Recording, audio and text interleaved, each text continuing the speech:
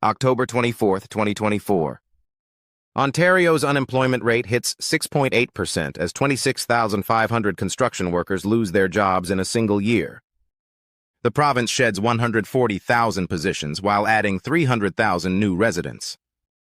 Premier Doug Ford calls it a temporary adjustment. But behind these official reassurances lies a deeper problem few are talking about.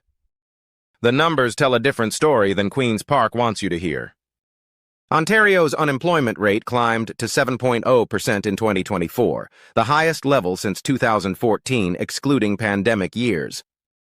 That represents 800,000 Ontarians actively searching for work, up from 650,000 just 12 months ago. Statistics. Canada's Labour Force Survey reveals the province lost net employment even as its population expanded by 2.9% through immigration and interprovincial migration.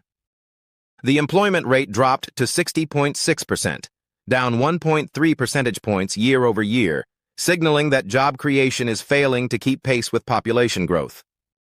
Bank of Canada economists describe this as a synchronized shock, where labor supply expansion vastly outstrips demand creation across multiple sectors simultaneously. Construction bears the heaviest casualties in this employment collapse.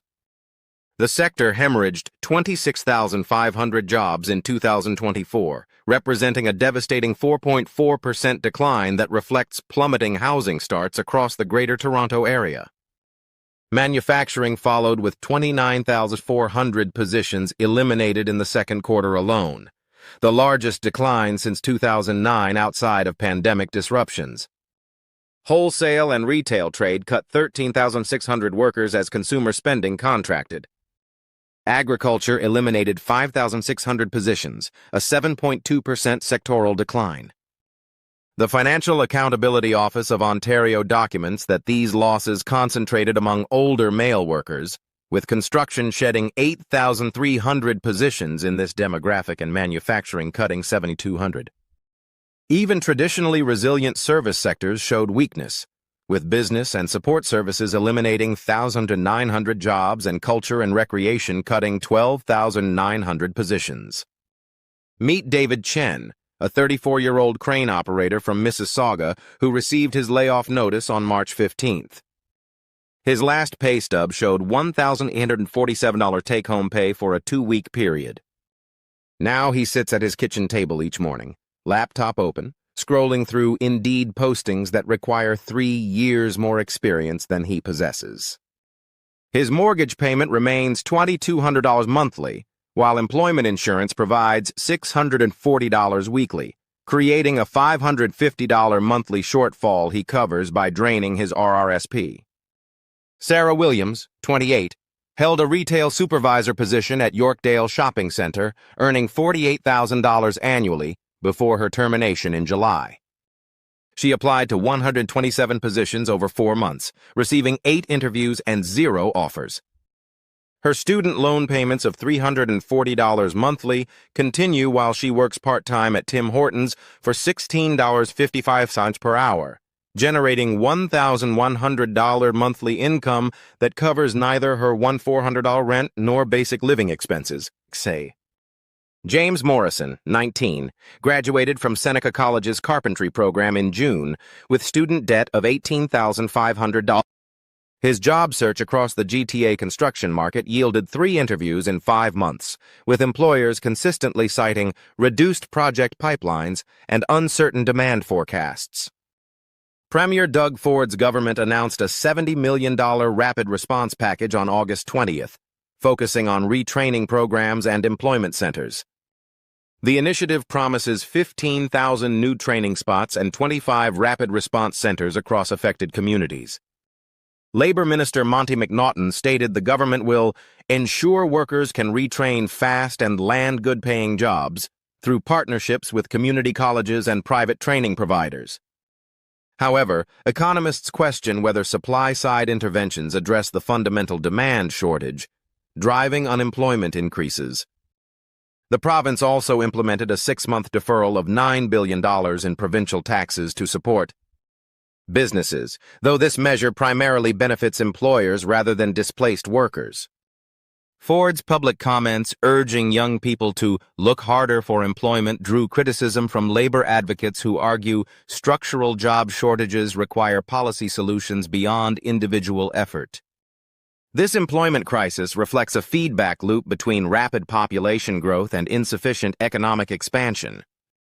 Ontario welcomed 300,000 new residents in 2024 while creating only 140,000 net new positions, generating a structural labor surplus that depresses wages and increases competition for available roles.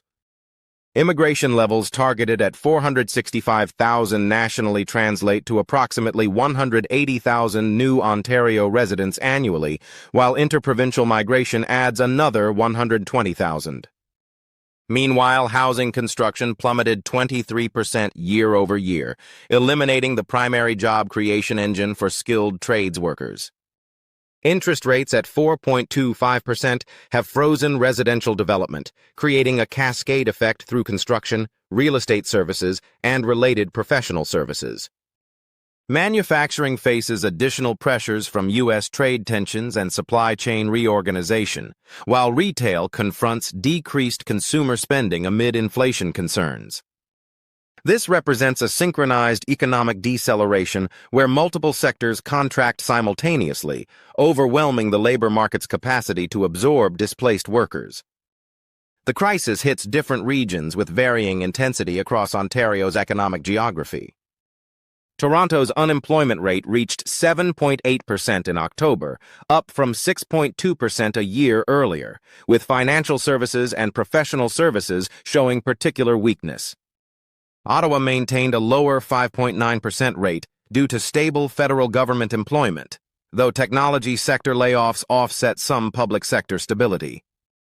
Northern Ontario communities like Sudbury and Thunder Bay experienced double-digit unemployment exceeding in percent as mining and forestry operations curtailed activities.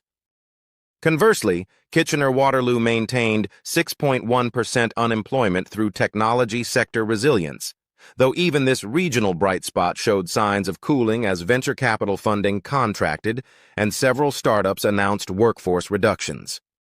What happens next depends on factors beyond provincial control.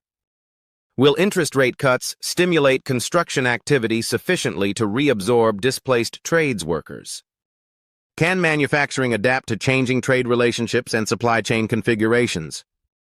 How quickly will population growth moderate as federal immigration targets face political pressure? The provincial government faces constrained fiscal capacity to expand stimulus measures while maintaining balanced budget commitments. Labor economists warn that persistent elevated unemployment could trigger a downward spiral where reduced consumer spending further contracts job creation, creating a self-reinforcing recession cycle. Youth unemployment at 15.7% particularly concerns policymakers, as extended joblessness during early career stages correlates with lower lifetime earnings and reduced economic mobility. Ontario's employment statistics for 2024 paint a stark picture of economic transition. The province recorded 140,000 net job gains against 300,000 new residents, generating a structural employment gap affecting 800,000 unemployed workers. Construction eliminated 26,500 positions while manufacturing cut 2,940 jobs, representing the largest sectoral contractions since the 2008-2009 recession outside pandemic years. Youth unemployment climbed to 15.7%, the highest rate in over a decade, while overall unemployment reached 7.0%. These figures, sourced from Statistics Canada's Labour Force Survey and the Financial Accountability Office of Ontario, indicate an economic adjustment period whose duration remains uncertain. The human cost of this labor market collapse will reshape Ontario's economic landscape for years to come, determining whether the province emerges stronger from this crisis or faces prolonged economic stagnation.